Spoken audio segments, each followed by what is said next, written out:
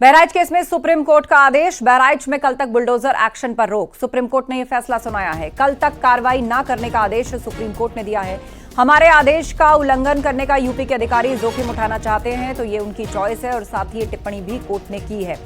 तो बहराइच केस में bulldozer action पर रोक लगाई है सुप्रीम कोर्ट ने, और कहा है कि कल तक ये रोक है। और इसके साथ ही ये भी कमेंट किया कि कल तक कार्रवाई ना करने का जो आदेश है उसका उल्लंघन करने के यूपी के अधिकारी जोखिम उठाना चाहते हैं तो ये उनकी चॉइस है।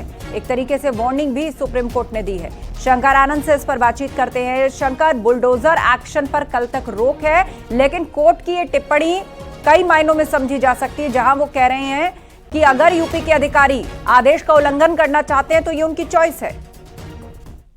देखिए, आज बहराइच हिंसा के आरोपियों पर जो बुलडोजर चलाने वाली जो मामला है, इस मामले पर जो उत्तर प्रदेश सरकार का जो फैसला है, इसी मामले पर सुप्रीम कोर्ट में एक याचिका जो है जिस तरह से बाकायदा दायर की गई थी, तो इस मामले पर सुप्रीम कोर्ट ने 1 दिनों के लिए इस पे रोक लगा दी है और इस मामले पर आगे की सुनवाई जो है कल होगी।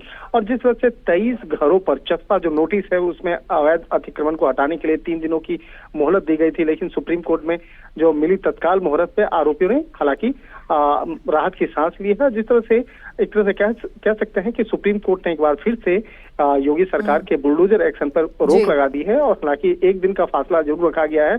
और कल जब इस मामले पर 1 दिन के बाद जब इस मामले पर सुनवाई होगी तो उसके बाद आगे की कार्रवाई होगी। और मंगलवार को जिस तरह से बाकायदा बहराइच हिंसा में शामिल 3 आरोपियों की संपत्तियों को ध्वस्त करने की जो उत्तर प्रदेश सरकार की जो कार्रवाई है उसको कल तक के लिए रोक लगाई गई है। और इस मामले में जो आगे की सुनवाई होगी वो बुधवार की होगी।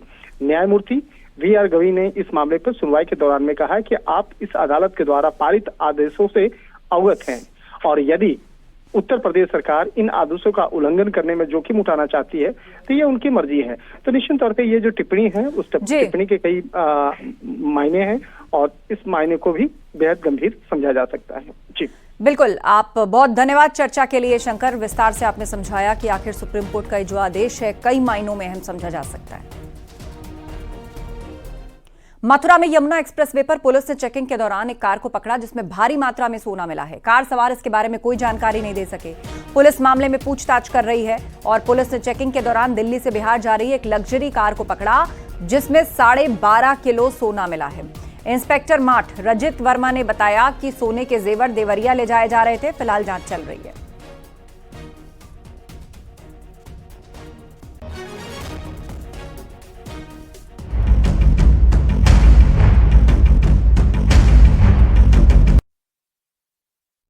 आगरा में ठंड बढ़ने के साथ वायु प्रदूषण बढ़ गया है। ताजगंज इलाका प्रदूषण से सबसे खतरनाक सीवियर जोन में पहुंच चुका है। ताजमहल के आसपास धूल कणों का जबरदस्त हमला है। आगरा के प्रमुख 6 इलाकों में हवा में धूल कणों में भारी उतार चढ़ाव रिकॉर्ड किया गया। हवा में धूल कणों की वजह से लोगों को खांसी से लेकर आंखों में जलन की दिक्कत महसूस हो रही है। आगरा में चल रहे मेट्रो के काम को इसकी मुख्य वजह माना जा रहा है। लोगों से किसी भी तरह का कचरा न जलाने की अपील प्रशासन कर रहा है।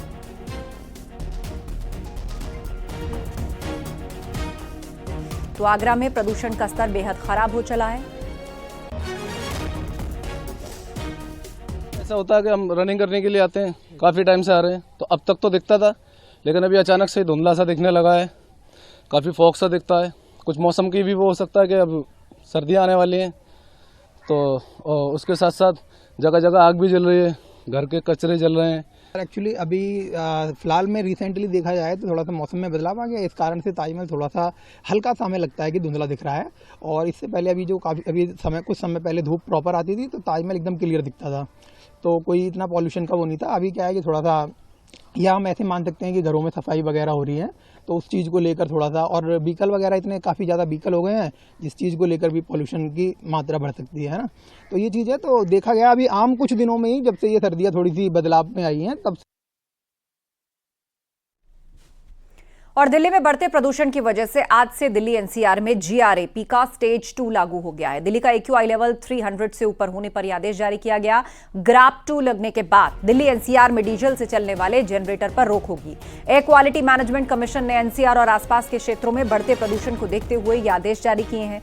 ग्रैब 2 लागू होने के बाद दिल्ली में प्राइवेट गाड़ियों के इस्तेमाल को कम करने के लिए पार्किंग फीस को बढ़ाया जाएगा और सीएनजी, इलेक्ट्रिक बसों और मेट्रो की सर्विस को भी बढ़ाया जाएगा।